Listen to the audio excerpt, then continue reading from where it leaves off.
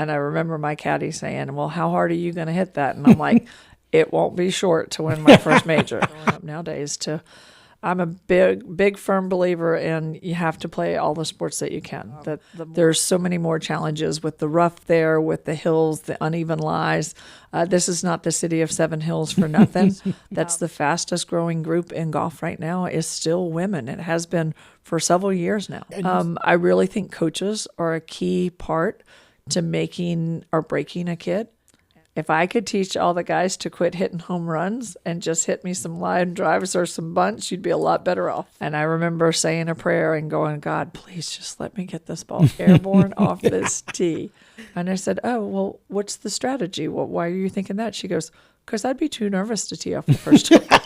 And that's what's so great about golf is it doesn't matter whether you shoot 70, 80, 90, 100.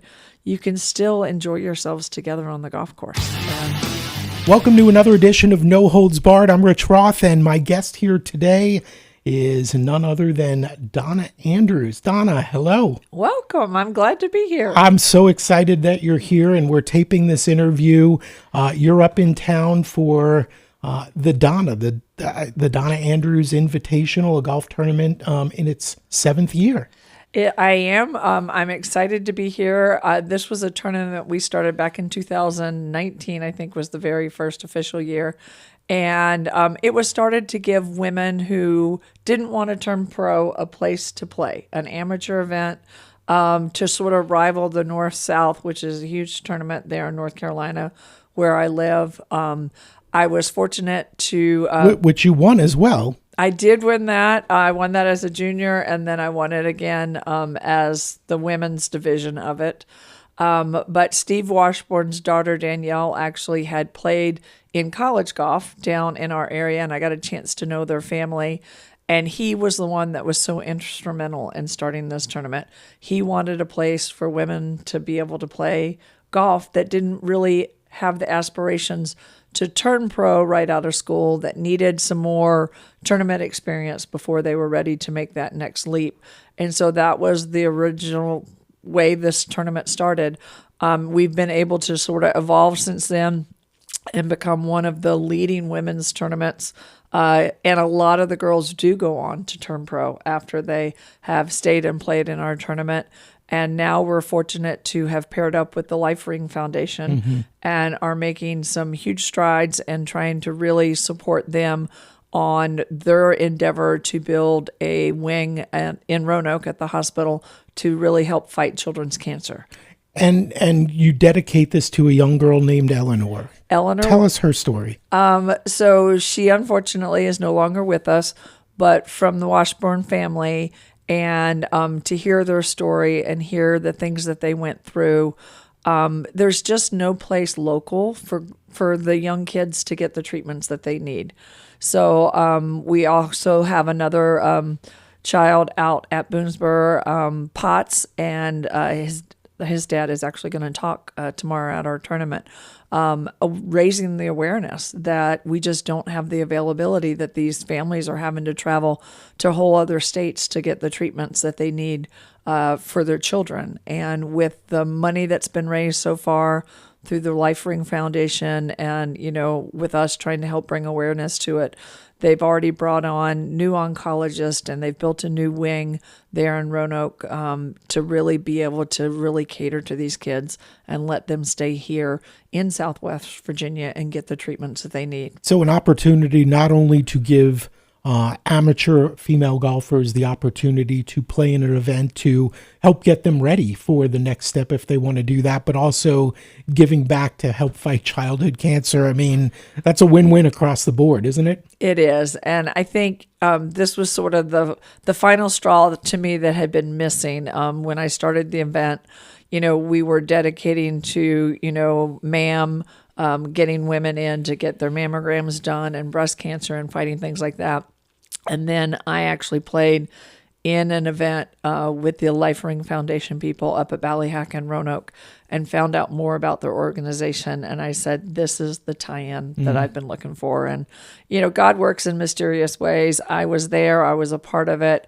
I got to talk to the powers that be there, and we've joined partnership. They came and spoke to our group last year.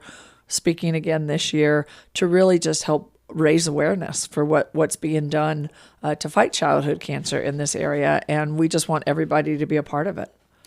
Donna Andrews, our guest here, and I typically hate going to notes, but you've had such an unbelievable career. I don't want to miss anything.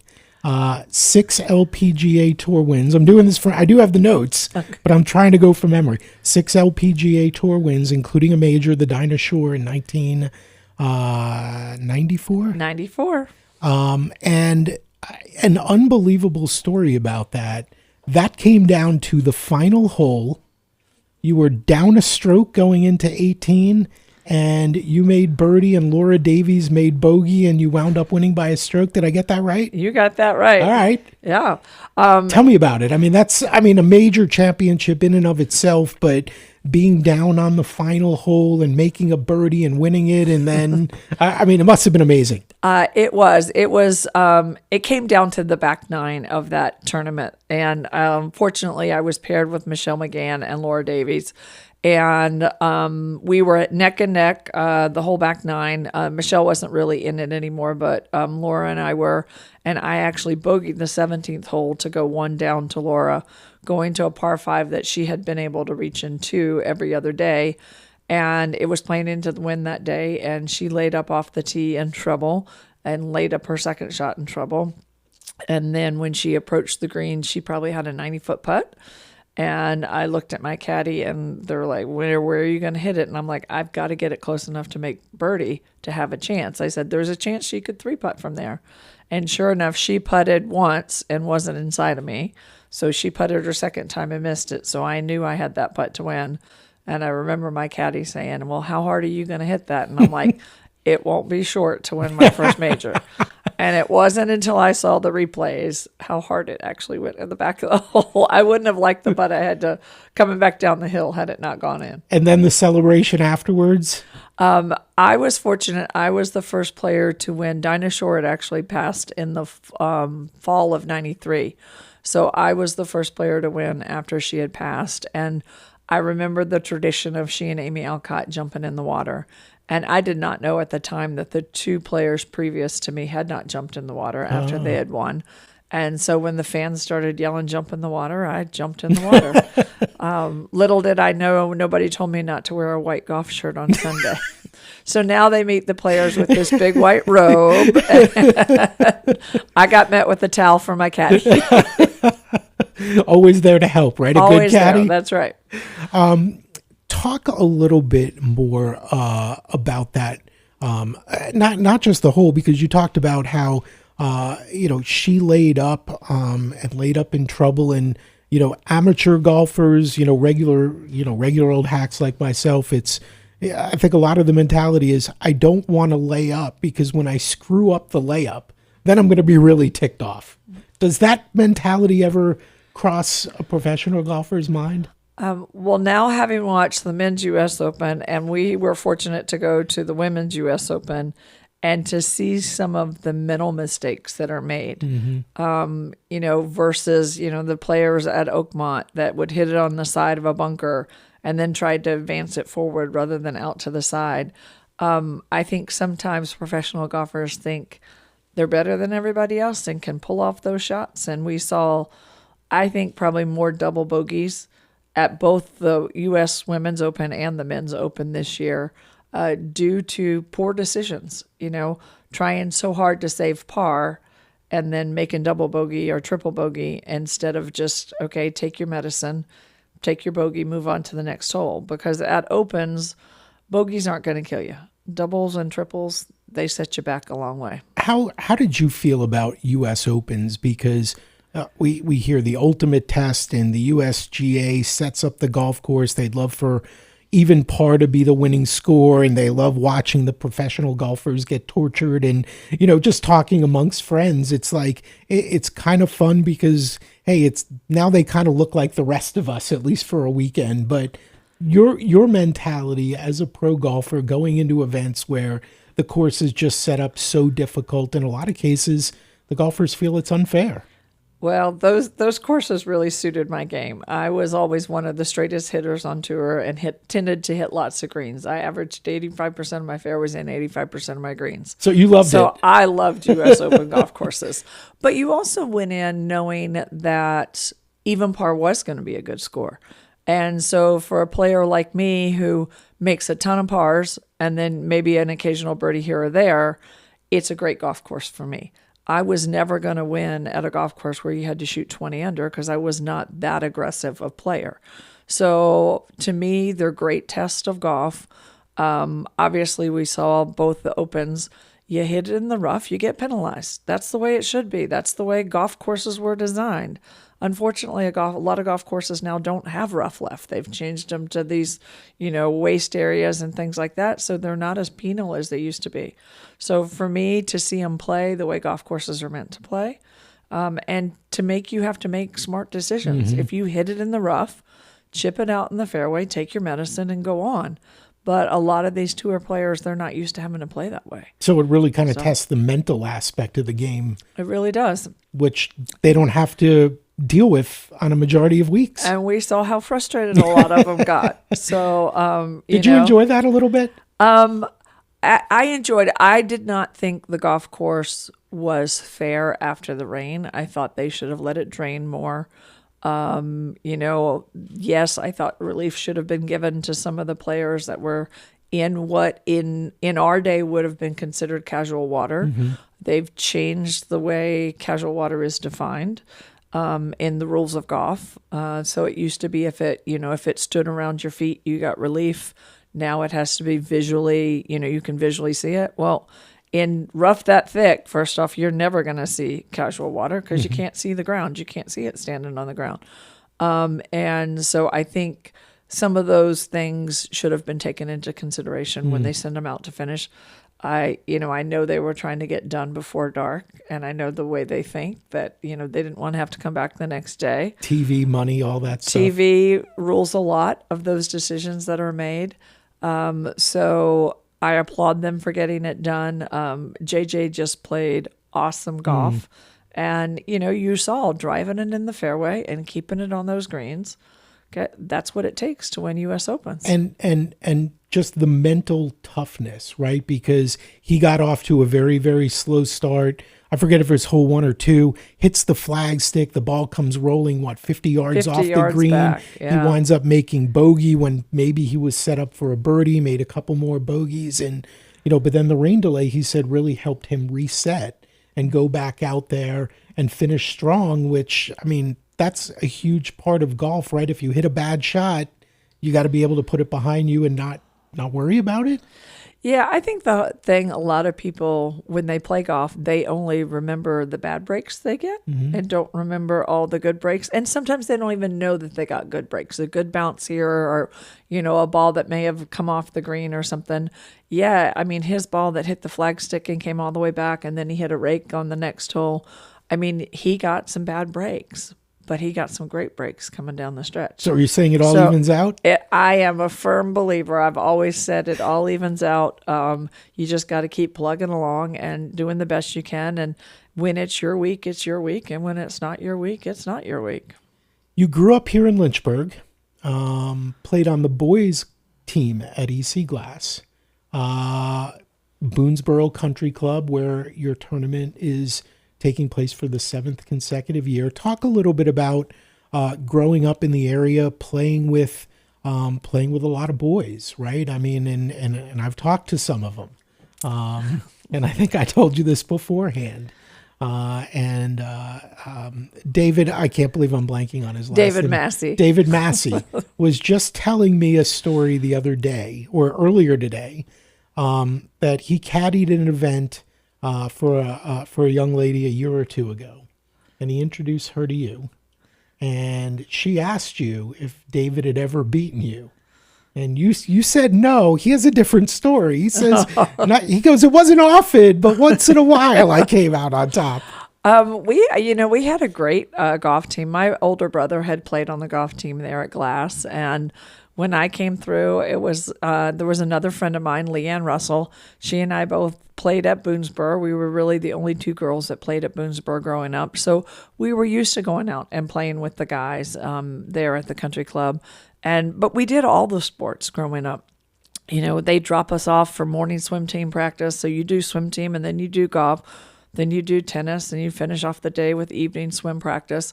And then you go home exhausted and then ready to start it all over the next day. That was sort of the way our summers went. We didn't know any different. We didn't know there were other things. And then she and I went and played in our first tournament. And I think I finished second to last and she finished last. And I said, well, what are we doing here? But I think that motivated us to keep working at it and keep playing. And by the time I got to be, in high school, it was like, okay, well, I want to play high school golf. And they're like, well, you can play. You can go out for the boys' team. You just have to play the same tees that they do. Mm-hmm. Now, my understanding today is if there are schools that don't offer a girls' team, that the girls actually get to play a tee forward from the guys. Right. That was not the case. I played the same tees that the guys played, which probably made me a better golfer. Made me certainly work on my short game because I was hitting longer clubs into all the greens that they were. But when I got to tour and was playing courses that were longer, it didn't bother me. It didn't bother me that girls were out hitting me 20 or 30 yards because I grew up playing that way with the guys. I was used to them being way past me. So I had to rely on my accuracy and my straightness to get me where I was. And that was what got me as far as it did on tour, was the fact that I hit the ball straight and I hit lots of greens and didn't have to get up and down a lot. I imagine that's something that could have been intimidating if all of a sudden you're getting outdrove by 20, 30, 40 yards. But like you said, having played with the boys and playing from the same tees, you were used to that, so that wasn't as big a deal? It wasn't. That didn't bother me. My best friend, Michelle McGann, could hit her 5-wood as far as I hit my driver. But it never really bothered me because I knew I had the game that got me there, and I knew that I could compete when I got out there. But the time at Boonsboro was just special to me. I wish more kids had that opportunity nowadays. There aren't many country clubs like that left where you can just go drop your kid off in the morning and pick them up in the afternoon. We don't have that where we live in Pinehurst. Most of them are open to resort play. So you can't just let your kids go run around and be kids. So I wish there was more of that around for the kids that are growing up nowadays. I'm a big, firm believer in you have to play all the sports that you can. That the more sports you play, whatever you decide to play, when you finally decide what sport you want to play, the better off you're going to be because the more coachable you are.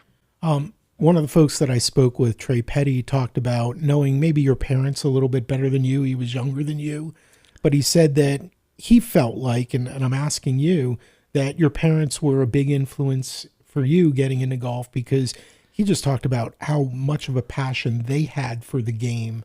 And even relayed a story about how Boonsboro was closed for a few days after a major storm and it finally reopened and they were one of the only ones out there playing. What inspired you? Was it your parents? Well, at the time that I was growing up, my dad and my older brother both played. My younger brother was 8 years younger than I was, so my mom was busy at home taking care of him. So when we would have a chance on weekends to all go play, we'd all go play. My mom really didn't get serious about the game actually until I went off to college. And all of a sudden, she had been playing with just us as a family. And she's like, well, I don't have anybody to play with anymore. You guys are all gone. And so she got involved with the ladies group out there at Boonsboro. And next thing you know, she was president of the organization. And I always say she got hooked, and hook, line, and sinker. She was all in, and I swore she practiced more than I did when she was there. And she still does. She still loves to go out there, and she'll go play 9 holes, and she'll play by herself if she has to.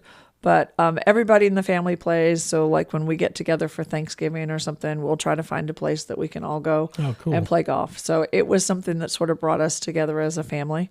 And those times are special. So you graduate from Glass, you go on to Carolina.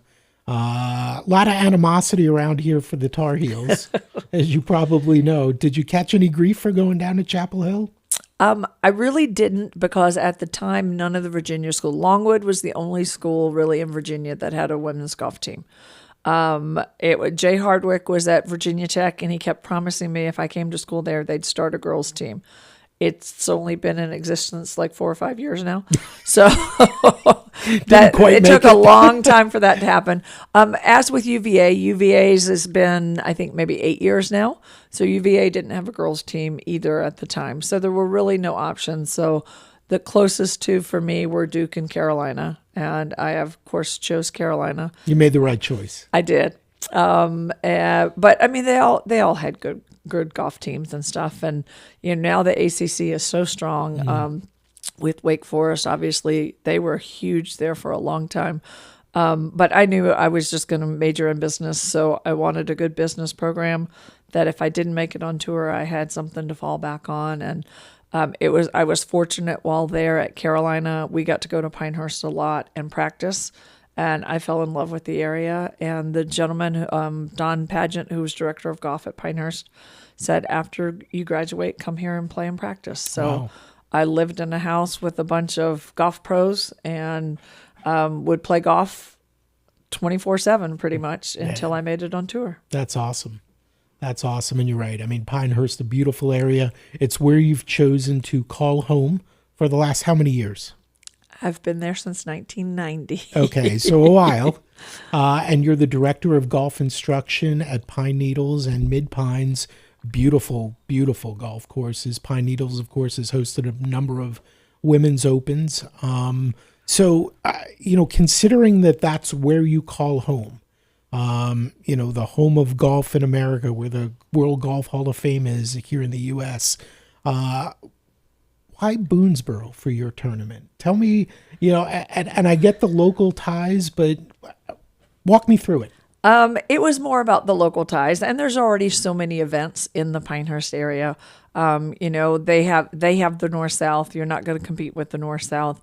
And when Steve approached me about this tournament and what he wanted to do with it, I think Pinehurst has great golf courses, but they're nothing like the course at Boonsboro. There's so many more challenges with the rough there, with the hills, the uneven lies. This is not the city of 7 hills for nothing. Uneven lies never bothered me because when you grow up at Boonsboro, you never have a flat lie. So you learn to play off uneven lies. And it was just, it was a better tie for what we were looking at doing with this event and being able to, I guess, show off the golf course, show off our area, and introduce people to women's golf there at Boonsboro. I mean, I'm fortunate. I was asked to come out. I represented Pinehurst while I played on tour. And when I finished playing on tour, Mrs. Bell, who was the matriarch at Pine Needles, said, you need to come teach with me. I teach women. I need you to come help me teach women this game of golf. And I just really felt like God was opening doors in such fantastic ways for me. And that was where he was leading me to go. And I got to follow in her footsteps, and they're huge footsteps to fill. But I'm certainly holding my own there, and we're continuing. In fact, today we had 72 people in our golf school that we just finished. We do these huge golf RAs every year. We do 3-day golf schools. I do 2-day golf schools, mainly catering to women and teaching women. And really just, that's the fastest growing group in golf right now is still women. It has been for several years now. And you said earlier that was one of the motivations for you to start this golf tournament, was to give young women, an opportunity to play in a competitive type environment and maybe prepare themselves for going on, and mentoring young women or girls was a big part of what you do. And, again, and I mentioned this to you ahead of time, not to get political, but we're seeing now guys, getting into women's sports. And I got to ask, Donna, I mean, where do you stand on that? Because it doesn't seem fair on a lot of levels. It is not fair. And I agree with what the Olympic committees have decided, that their decision now is, I mean, when I was president at the LPGA, it was you were a female at birth or you didn't play on the tour. And then when the Olympic Committee started changing their tactics, and everybody sort of jumped on board with them. And it's not fair once a person has gone through puberty, because the everything's all the research now shows that that's when the two bodies start to change, and when the male starts to mature as a male. So the Olympic Committee's new ruling says you have to have started your hormone therapy prior to hitting puberty. They have tests now to determine whether you have hit puberty or not. I mean, it's also scientific and stuff now that, if you have started your hormone treatments before and you never hit puberty, then they're saying now you can compete as a woman because that's where you are. The people that you have to really feel sorry for are some of the children that are born, and the parent has to make a decision right there at birth, and maybe the parent decides wrong.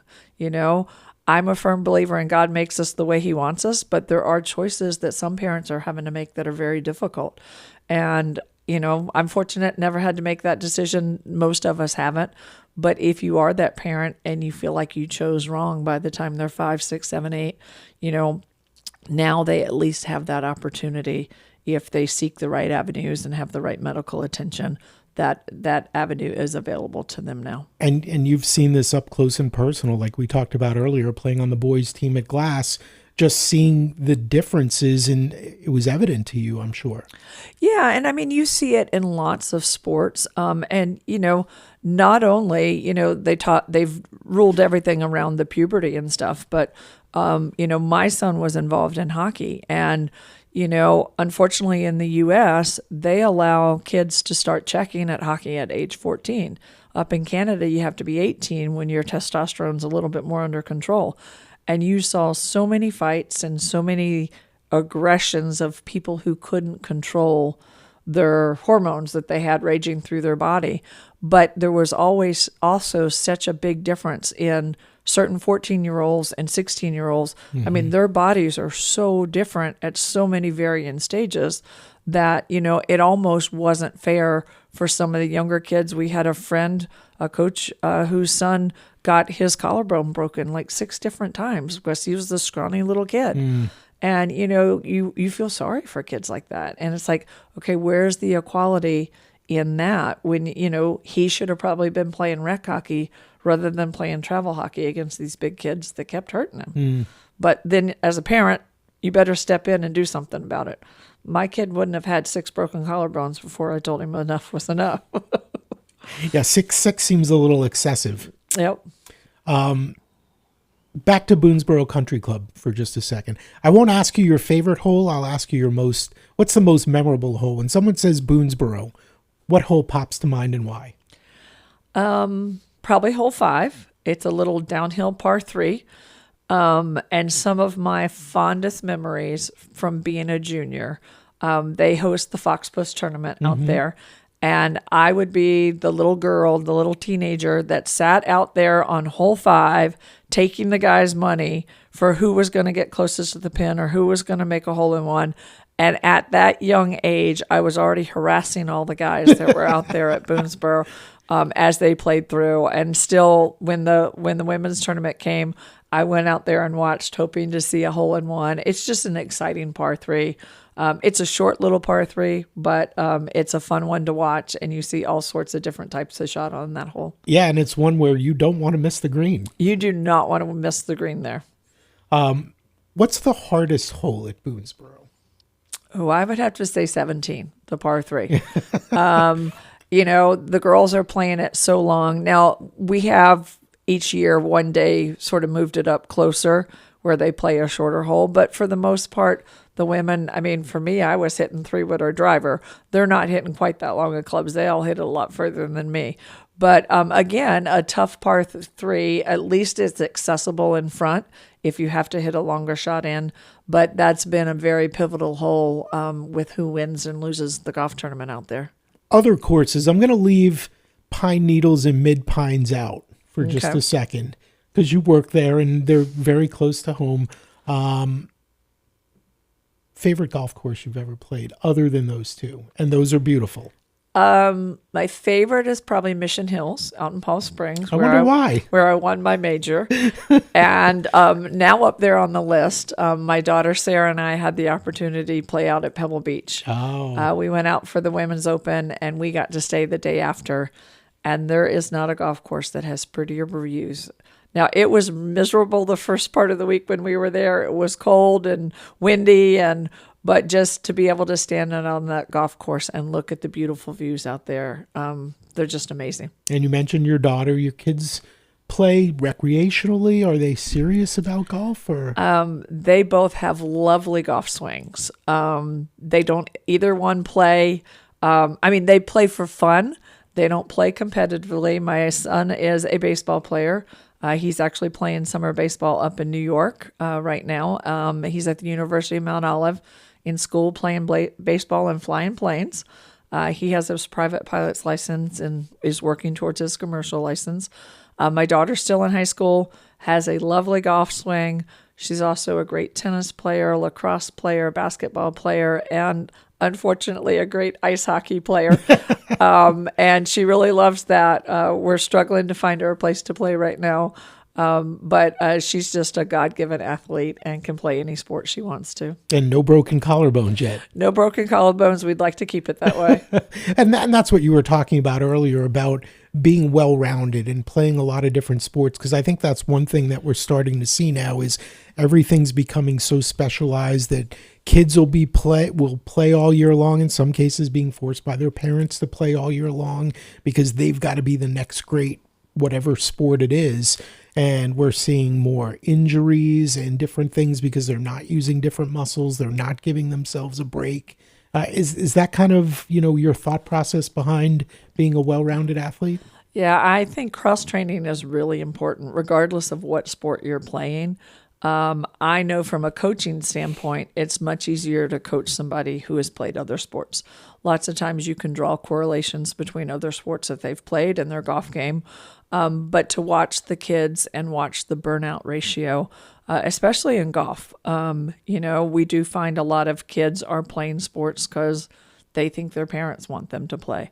Have preached to my daughter. I said, "You're so talented, you can play any sport. You got to figure out what's in your heart, because that's the only one you're really going to work at is the one that you love." And maybe you don't know yet. A lot of kids, I don't think, know what sport they want to play until they get in it and start playing competitively. I really think coaches are a key part to making or breaking a kid, and whether that kid really falls in love with that sport or not. The great coaches help those kids fall in love with the sports that they should be playing. But I know how important cross-training is, even as a golfer. I swam, I played tennis, I did lots of other sports, and had I not, I don't think I would have been as good a golfer as I was. You talk about the importance of having a great coach, and we talked about you mentoring young golfers, the director of golf instruction at Pine Needles in Mid-Pine. So you're teaching a lot. I saw that you had done some coaching down in the North Carolina area.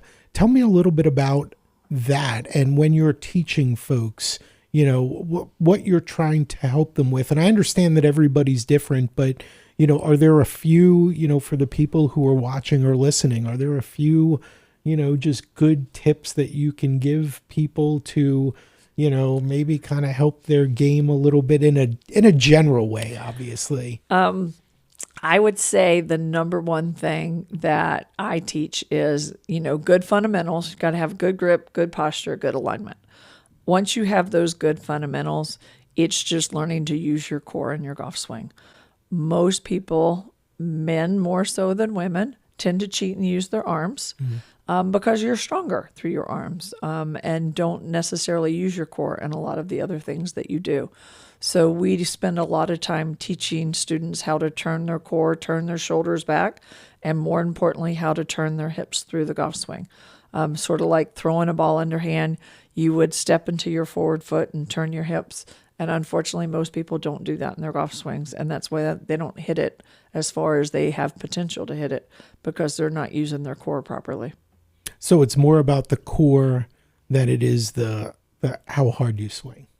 if I could teach all the guys to quit hitting home runs and just hit me some line drives or some bunts, you'd be a lot better off.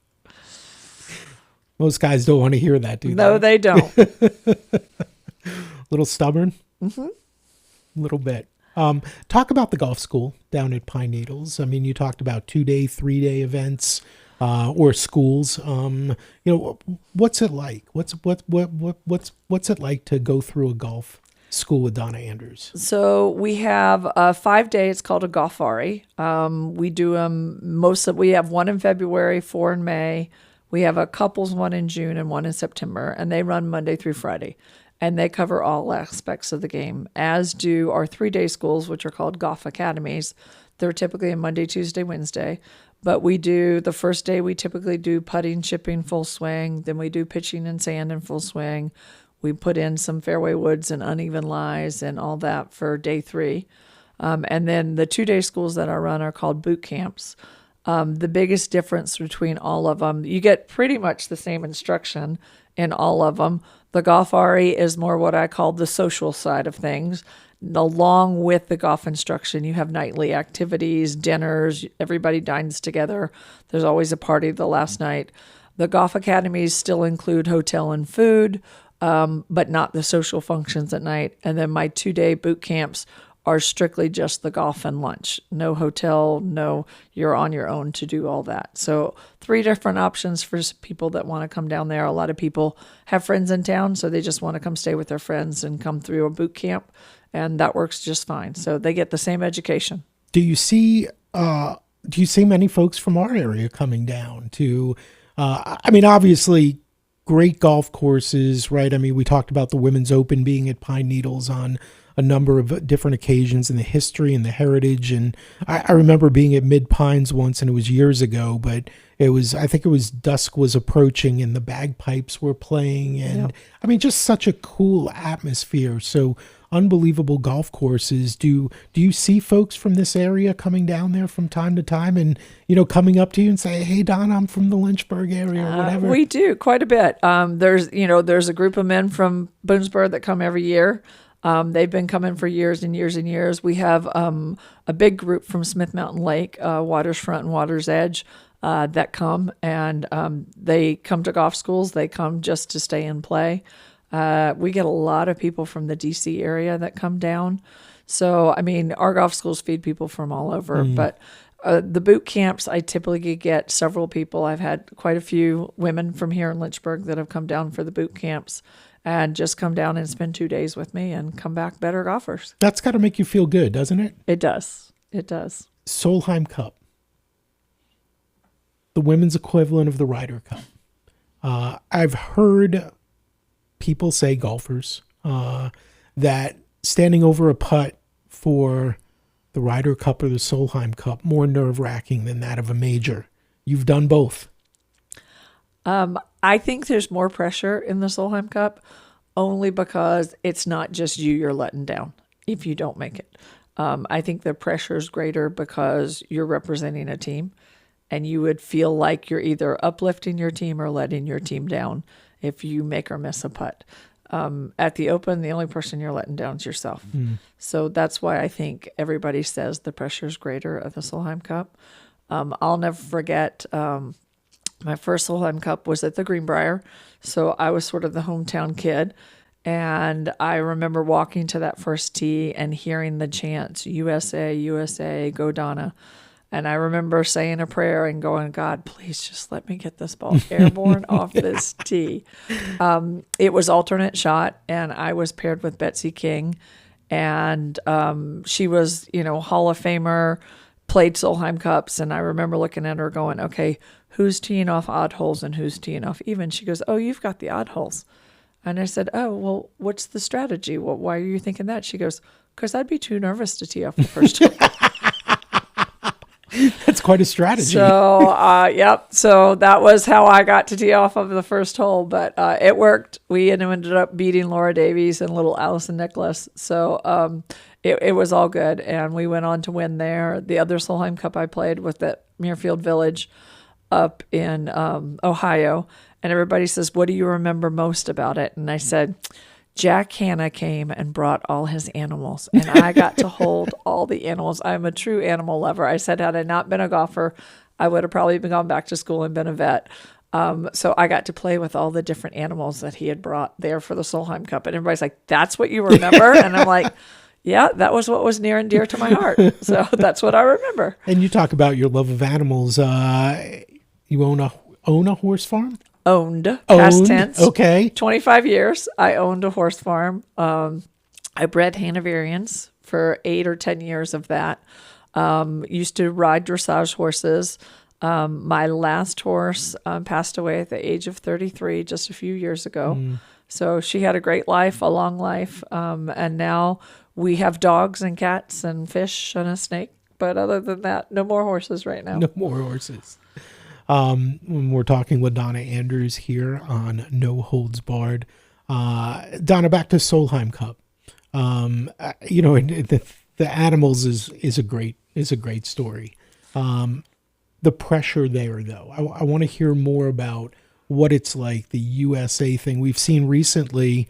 And I don't know if it's still a thing as much now, but a few years back, guys were wanting to be paid for playing on the Ryder Cup team, and it seemed to start getting. And now we've got Live Golf, and where do you fall on all that?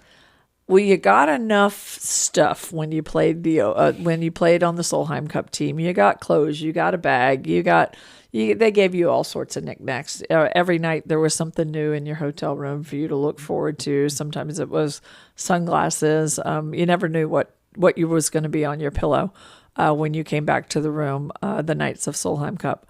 But we never expected to be paid. We were out there playing for the love of the game. I think we all play together, U.S. and Europeans. We all play together on the tour. So we all know each other. So it was just a way for us to get together. Yeah, it was head to head when you were out there. But if you hung around on the last night, regardless of who won, everybody was in the team room having fun, hanging out, partying together, and just enjoying the camaraderie. And that's what's so great about golf, is it doesn't matter whether you shoot 70, 80, 90, 100, you can still enjoy yourselves together on the golf course. And I mean, that's all the Solheim and Ryder Cup to me. They promote golf. It's amazing how many groups we have that show up there at Pinehurst and play their own Ryder Cup matches.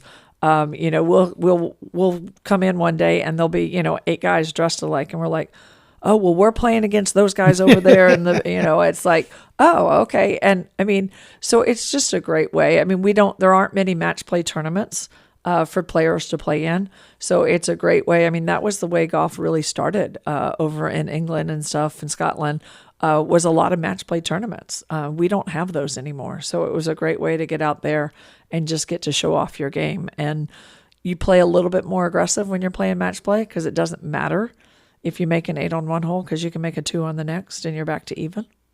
And the formats, right? The alternate shot. That's a fun one for people who haven't tried that. It could test relationships, I would guess, at some point. What was your favorite format? I liked the alternate shot because it made you really pay attention to the strengths and weaknesses of each of the players on the team, so that you paired players together that could help each other. So I really enjoyed the alternate shot format. And as we kind of wind down here, and I can't thank you enough for your time, but you're in town, and I want to give you an opportunity to talk a little bit more about your golf tournament. And it's every year, usually in June at Boonsboro Country Club. We're in the 7th year, the Donna Andrews Invitational.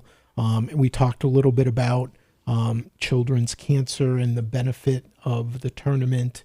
And it's to benefit the hospital in Roanoke, you said. Yeah, it all goes through Charlotte's Play Yellow, which is a tournament through the Life Ring Foundation. They're the ones that have been so beneficial. I mean, they're really advocates for raising money. I think their original goal that they started with was $20 billion to build this new wing at the hospital there to really serve the kids of Southwest Virginia. And, when I joined with them, I said, look, I don't have that kind of money at my golf tournament. And they said, we don't need you for your money. We need you to get the word out. We need people to know more about this group and what we're doing. There's a huge fundraiser at Ballyhack in July every year called Charlotte's Play Yellow. Charlotte is still with us. She is just a joy. The Woolrines are really the ones that started this after they traveled across the United States to get Charlotte the help that she needed. And to listen to their story. I mean, the first time I played, there wasn't a dry eye in the place after hearing the story of what they went through. And to see Charlotte and some of her friends out there running around the golf course and stuff just makes me know that this was what we were destined for, to be a part of this and to bring the awareness to this. It's such then to find out that Eleanor was going through a lot of the same things from Steve Washburn. Steve and Kathleen have just been wonderful as far as tying all this together. And so last year we were able to dedicate the tournament to the memory of Eleanor, and her parents were able to be there. So her legacy will live on there at the tournament, there at Boonsboro, and we're just excited that we're able to give something back to the community. And it seems like every year the tournament keeps growing and you're adding something new, and it keeps getting, bigger and having more of an impact in different ways. And I know the community's very much behind it. I've talked to plenty of folks who love, putting up the girls for a few days or caddying or whatever, but the Lynchburg community has really embraced this, hasn't it? They have, and always happy to have more volunteers, people out there. We have spotters that are out there. We have people that open their homes to the players. We have gentlemen and ladies that come out and caddy for the players. The players in our open division are required to walk, so most of them do have caddies or push carts or something. So the community has been so supportive, and obviously I couldn't do it without the staff at Boonsboro. This Aaron Marks, the head pro there, is always the one really getting us on the right path to where we need to go with everything that we're doing out there. His staff is just wonderful with everything they do, and the golf course is always in a remarkable shape when we're out there. So it's a real group effort out there, and everybody does their part. What's next for you? I am trying to get in shape to go play in the Senior Women's Open at the end of August. Really? I told my daughter if she'd caddy for me, I would go play. So we're looking at heading to San Diego in the end of August and going to tee it up in the Senior Women's Open. That's awesome. Are you going to be ready? That's debatable. I'm working on that. You're working on it. I'm working on that. Do you have a goal? I mean, other than playing in it, is there a goal for how well you want to do, or is it not so much about the competition as just, checking a box and checking something off the list? What drives you? Well, your goal is always to go make the cut and play well. That's certainly something I worked really hard in 2019. It was at my home course at Pine Needles. That was the second U.S. Women's Open. And I did a lot of work and got my game in shape and actually finished in the top 20 there and was really feeling great about it. And then unfortunately had a torn labrum in my hip that I had to have repaired later that fall, and just have never really felt like my golf game has gotten back to where I need it to be. And part of that is running around with kids. I have, a 15 and a 19-year-old now. I was about to say 18. He just turned 19. But I was always doing stuff with them. I was fortunate. I had my children later in life. So I think I appreciate them, and I appreciate the time that I have with them. And I've put myself in a position that I can take time off from my job and go watch them play in all their sporting events. So I try not to miss many of them. Obviously not going to New York to watch my son play anytime soon. We may get up there for a game or two, but really just trying to enjoy my time with them. So mom's game takes a back seat when it comes, I'm not in as good a shape as I used to be. Yes, would I like to get in better shape? Of course. But, you have priorities in life, and right now that's not the top priority.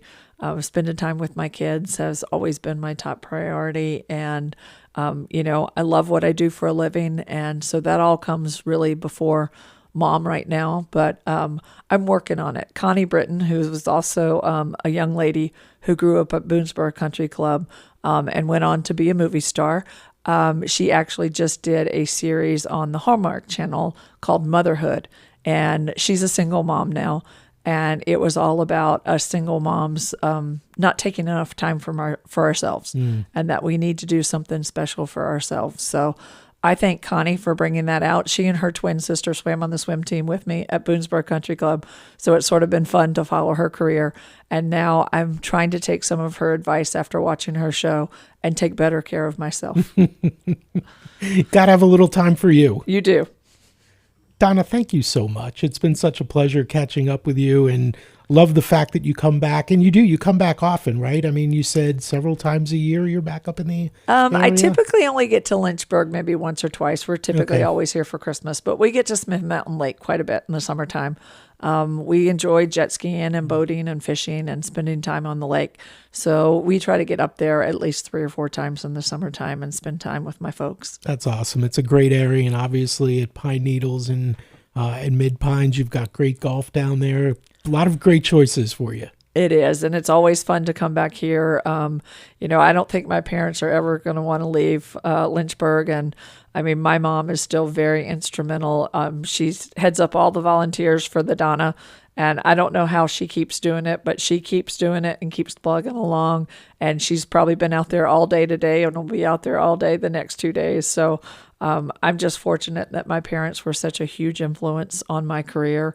And gave me the opportunities to play and, follow my love. Well, congratulations on all you've accomplished, not just on the golf course, but what you're doing off it and for young women and children's cancer. And again, I know a lot of people in the Lynchburg area, very fond memories of you, and I appreciate you taking a couple minutes for us. Thank you. Thanks, Rich.